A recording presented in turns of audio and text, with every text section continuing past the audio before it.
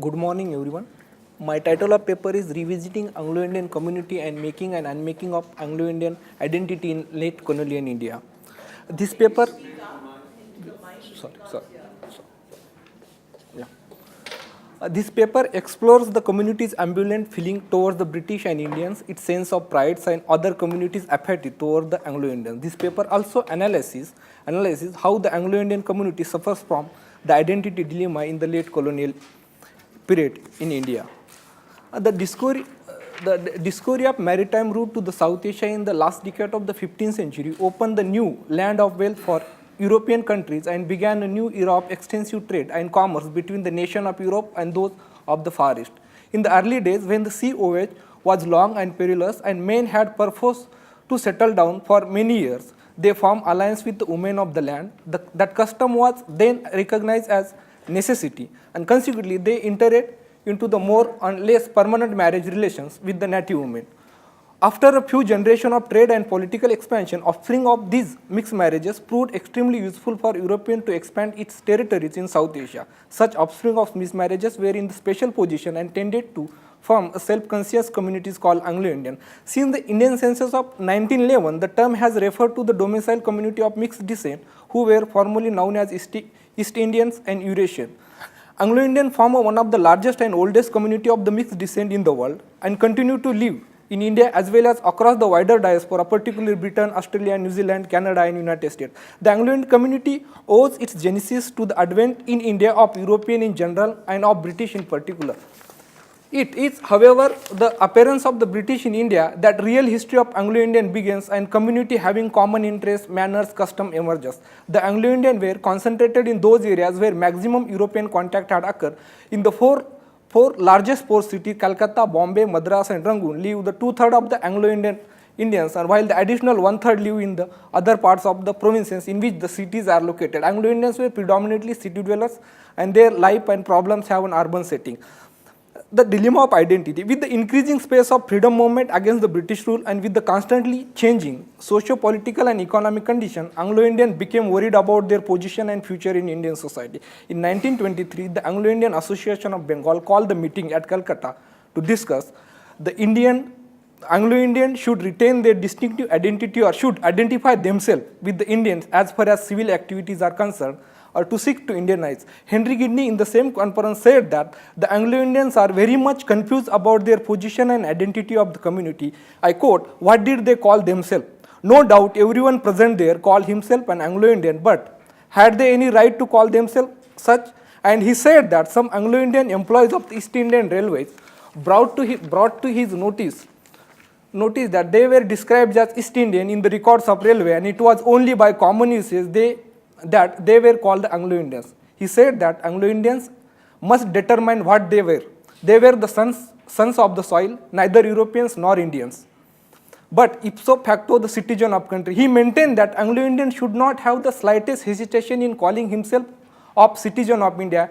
It was time that the community, while maintaining its distinctive communal existence, should join hands with the Indians in the attainment of self-government for India within the British Empire by constitutional method. The meeting of Anglo-Indian community of Calcutta declared that, I quote, "The domicile community look upon themselves as one of the permanent and distinct communities in India as much as are citizens of India in every respect. We are desirous of living in peace, harmony and cooperation with other communities in India, are ready in the future as in the past to help India to attain local self-government within the British Empire on the constitutional line," unquote.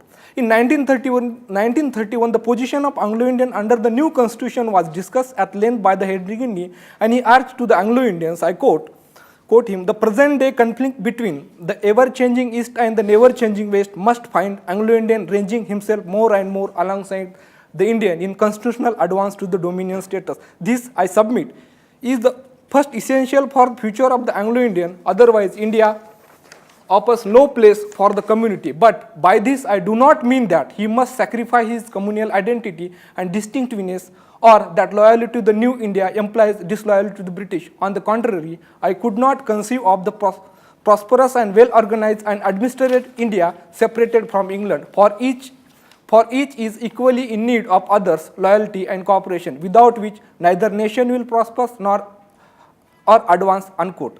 It was in 1930s under the leadership of the Henry Gidney that Anglo-Indians began to turn the Indians for recognition for their special status. Dual loyalties with the priority for England, however, continued, cursing the British for letting them down. The Herbert Starks made the impassionate appeal to the English and the Indians. I quote him, if England is the land of our fathers, India is the land of our mothers. It is us, England is a hallowed memory, India is a living verity. If the England is the land of our pilgrimage and India is the land of our homes, if England is there as a land of inspiring tradition, India is loved for all that she means to us in our daily life, unquote. Henry Gandhi speaking in Bangalore put the case to his Anglo-Indian fraternity as harshly as he could, and I quote him, deny the fact that you are sons and citizens of India, disclaim it, conceal it in your efforts to ape what you are not.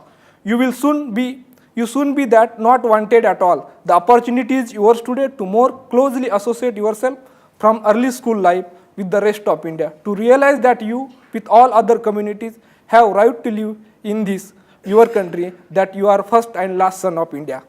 If there is one thing which you must completely eradicate from yourself, it is the retention of the superiority and inferiority complexes. You should bring about their replacement with the complex of equality. The Anglo-Indian community seemed to be the caught between the desire to join in European attitudes of superiority and the prejudice toward the Indians, a feeling of rejection by Indians who consider them as others because of their Western-oriented culture. Henry Gidney, throughout his political career, he played a significant role in seeking eradication of communities' European attitude of superiority and prejudice against the other Indians, and the recognition of Anglo-Indian communities' asserted status of belonging on the political map of India. The Allison Burnt in his Domicile and Diaspora analysis that Gidney's attempt to shift the Anglo-Indian orientation gradually used the dualistic formula of India as a motherland alongside Britain as a fatherland. Because neither the Anglo-Indian community nor Gidney himself were ready to renounce an ongoing affiliation to the Britain, even while Gidney sought to increase their simultaneous identification with India. She argues that Gidney did not want to conceive of there having to be the binary choices between identification with the Britain and India. Gidney wanted to assert both. With his formula, he could do so because he imagined a future for India as always being aligned with the Britain, even under the future of dominion status tied to the British crown within the empire or commonwealth. He did not want to even consider the possibility of Indian Republic, which might reject the membership in the empire and commonwealth. The M.G. Khair, the Chief Minister of Bombay Province, said in 1938 at the annual general meeting of the Bombay branch of Anglo-India Association, I quote him, "Your community not be always casting longing glances at the west, but to throw yourself heart and soul into the life and movement around you. This is your motherland. Do not look upon yourself as aliens, but share the difficulties and struggle for freedom in which the rest of us are engaged," unquote. In September 1933, Anglo-Indian Study Circle and Book Club were organized in Calcutta with the purpose, as set down then and maintained since, to use the booklets to foster the atmosphere of Anglo-Indian consciousness in the community and cultivate the knowledge of Anglo-Indian past, present and future. Yet the Anglo-Indian Association defined position of community in its relation with other elements of the Indian national life. At the conference of the Anglo-Indian leaders held in New Delhi on 20th March 1942, the following resolution was adopted and statement of community. I quote, "The community fully recognizes that as one of the minorities of India, its progress and prosperity are indissolubly linked with the progress and prosperity of country, and therefore associates and identify itself fully, unequivocally with those elements of Indian national life which aim at the constitutional development of India to status of complete equality with the dominions of the British Empire. In view of its origin, religion, culture, this conference determined that Anglo-Indian community shall, however, retain its communal identity equally with the other groups and community who form the elements of Indian national life," unquote. Thus, the right to preserve a communal identity was being used to assert an ongoing right to maintain the group's distinctively Western-oriented and European culture. Frank Anthony, who succeeded Henry Gidney in 1942 as a leader of Anglo-Indian Association, looked for opportunity to resolve this dilemma of identity in crucial areas of the transfer of power. I quote him, he said, We are Anglo-Indian by community. Of that fact, we have every reason to be proud. We have forged a history in many ways notable, of which any much larger community anywhere in the world could be justifiably proud. Let us cling and cling tenaciously to all that we hold dear, our language, our way of life, and our distinctive culture. But let us always remember that we are Indians, the community is Indian, it has always been Indian. Above all, it is an unalienable Indian birthright. The more we love, are loyal to India, the more will India love and be loyal to us, unquote. Between the 1930s and 1947, Anglo-Indian became increasingly concerned about their identity and future in Indian society. Most Anglo-Indian felt that their ties were closer to the Great Britain than to India, that they would have a better future in England, and others, including the leaders of associates, Anglo-Indian Association, attempted to make alliance with the leaders of Indian national movement. The Anglo-Indian have not developed an independent position in Indian life, but rather have always attempted to identify themselves with the European population despite the constant rejection.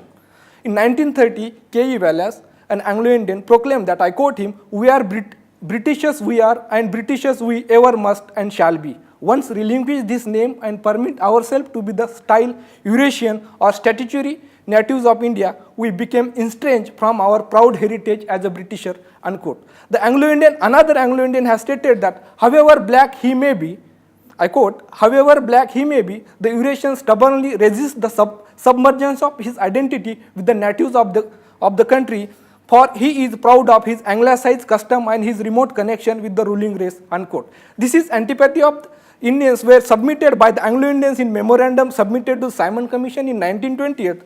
I quote there, "The indeed most Indians, if not all, look upon anyone who calls himself an Anglo-Indian as antagonistic in all fields of employment as much as foreigner as a Britisher," unquote.